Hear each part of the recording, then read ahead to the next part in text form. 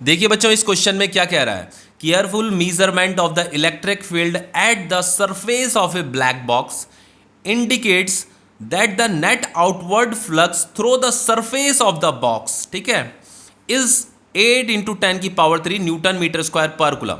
देखो वो ये कह रहा है बच्चों कि हमारे पास एक ब्लैक बॉक्स है और केयरफुल मेजरमेंट करने पे ये पाया गया, इंडिकेट का मतलब केयरफुल मेजरमेंट करने पे ये पाया गया कि जो नेट आउटवर्ड फ्लक्स है through the surface of box, इस बॉक्स का बच्चों ये जो नेट आउटवर्ड फ्लक्स है थ्रू दिस बॉक्स वो हमें गिवन है 8 × 10⁻³ समझ में आ रहा है, ये हमें गिवन है 8 × 10⁻³। अब हमसे पूछा जा रहा है what is the net charge inside the box. ये जो बॉक्स है इस बॉक्स में net charge inside the box कितना होना चाहिए जिसकी वजह से इतना फ्लक्स बन रहा है। ये जो फ्लक्स है बच्चों ये किसी चार्ज की वजह से है, ठीक है, इस बॉक्स के अंदर कुछ चार्ज रखा हुआ है जिसकी वजह से ये फ्लक्स है। तो हमें यही बताना है कि इस बॉक्स के अंदर कितना चार्ज है, ठीक है। तो उसके लिए हम क्या करेंगे बच्चों, गॉस लॉ लगाएंगे। Gauss law, according to Gauss law, ठीक है, तो यहां पे फॉर्मूला हो जाएगा आपका फ्लक्स इज इक्वल टू क्या हो जाएगा, net charge inside the box divided by epsilon not होता है, ठीक है। तो ये नेट चार्ज जो इनसाइड द बॉक्स होगा वो होगा आपका एप्सिलॉन नॉट, सॉरी ये फ्लक्स इनटू एप्सिलॉन नॉट, ठीक है। तो यहाँ पे जस्ट वैल्यू पुट कीजिए। ये देखो इसकी वैल्यू कितनी दे रखी है फ्लक्स की, 8 × 10⁻³ और इसकी जो वैल्यू होती है वो होती है आपकी एप्सिलॉन नॉट की जो वैल्यू होती है 8.85 × 10⁻12 होती है, ओके। अब ऐसे करते हैं इन दोनों को मल्टीप्लाई कर देते हैं, ठीक है। तो इनको मल्टीप्लाई करने पे कितना आएगा आपका, ये आता है आपका 70.8 इंटू, इनको सॉल्व करूंगा तो ये आ जाएगा आपका 10⁻⁹ कूलम। अब देखो बच्चों पीछे एनसीईआरटी में जो इसका जो आंसर दे रखा है ना, वैसे यही आपका आंसर है, ठीक है। आप इसे साइंटिफिक फॉर्म में भी लिख सकते हो, लेकिन पीछे जो एनसीईआरटी में आंसर दे रखा है वो माइक्रो कूलम में दे रखा है, ठीक है। तो 1 माइक्रो कूलम जो होता है 10⁻⁻6 कूलम के बराबर होता है, ठीक है। तो हम इसे क्या करेंगे, माइक्रो कूलम में हम इसे लिखेंगे, कन्वर्ट करेंगे मतलब। तो ये 70.8 × 10⁻⁹ अगर मैं इसे डिवाइड कर देता हूं 10⁻⁻6 से, तो ये किस में कन्वर्ट हो जाएगा, माइक्रो कूलम में कन्वर्ट हो जाएगा।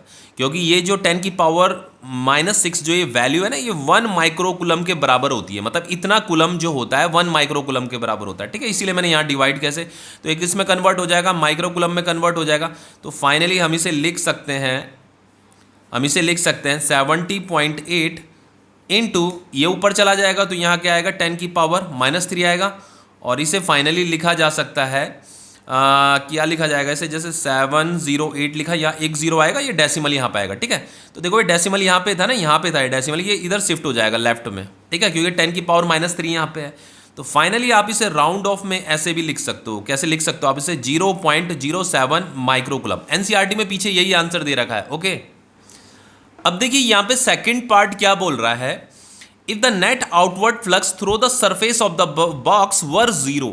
वो ये कह रहा है कि मान लो यहां पे ये हमारा एक बॉक्स है और इस बॉक्स से एसोसिएटेड जो फ्लक्स हमें गिवन है ना वो 0 हमें गिवन है। देखो लिखा है if the net outward flux through the surface of the box were 0। अगर फ्लक्स 0 हो तो could you conclude that there were no charge inside the box, why और वाई नॉट। वो ये कह रहा है कि क्या इससे ये निष्कर्ष निकलता है कि बॉक्स के अंदर कोई भी चार्ज नहीं है, वाई और वाई नॉट भी बताना है, ठीक है। तो इससे क्या मतलब निष्कर्ष निकल रहा है ये हमें बताना है। तो देखो बच्चों फ्लक्स का फॉर्मूला तो हो जाता है आपका हो जाता है net charge inside divided by epsilon not होता है। तो फाइनली बच्चों ये क्यू इनसाइड कितना हो जाएगा, ये फ्लक्स इनटू एप्सिलॉन नॉट हो जाएगा, ठीक है। तो ये क्यू इनसाइड आपका आ रहा है, net charge inside this box जो आ रहा है बच्चों, ये फ्लक्स तो कितना दे रखा है 0 दे रखा है, इनटू ये, तो ये net charge inside the box कितना आ रहा है 0 आ रहा है। अब इसका मतलब क्या है, देखो इसकी बच्चों दो मीनिंग निकलती हैं, दोनों मीनिंग बताऊंगा। देखो सबसे पहले एक तो जैसे ये क्यू इनसाइड है ना, क्यू इनसाइड का मतलब ये भी तो हो सकता है, देखो इसे ऐसे भी लिखा जा सकता है क्यू इनसाइड को, ध्यान से देखना, क्यू इनसाइड को मैं ऐसे भी लिख सकता हूं, जैसे मान लो q plus minus q is equal to 0, इस तरीके से भी लिखा जा सकता है इसे। तो देखो इसका दो मीनिंग निकलता है। यहां पे लिखा है ना, could you conclude that there were no charge inside the box. तो एक कंक्लूजन तो ये निकलता है बच्चों, एक कंक्लूजन तो ये निकलता है कि there is no charge inside the box. ठीक है, ऐसा भी हो सकता है कि इस बॉक्स के अंदर कोई भी चार्ज ना हो। चार्ज अगर कोई भी चार्ज नहीं होगा तो फ्लक्स कितना आएगा, जीरो आएगा।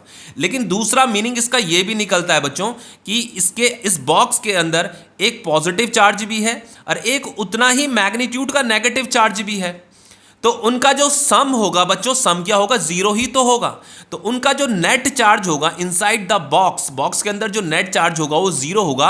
और उन चार्जेस की वजह से भी, जो इसके अंदर जो चार्ज है ना, दो चार्ज जो इक्वल मैग्नीट्यूड के हैं और अपोजिट नेचर के हैं, तो उन दोनों चार्ज की वजह से भी जो फ्लक्स होगा वो जीरो ही होगा। ओके, तो एक कंक्लूजन तो आपका ये हो गया बच्चों, और एक कंक्लूजन आपका ये भी आ रहा है कि if there is some charge inside the box, मान लो इस बॉक्स के अंदर एक चार्ज ये है, एक चार्ज ये है, दोनों का मैग्नीट्यूड सेम है पर दोनों अपोजिट नेचर के हैं, then their algebraic sum must be zero. तो इनका जो एल्जेब्रिक सम आएगा वो जीरो ही तो आएगा।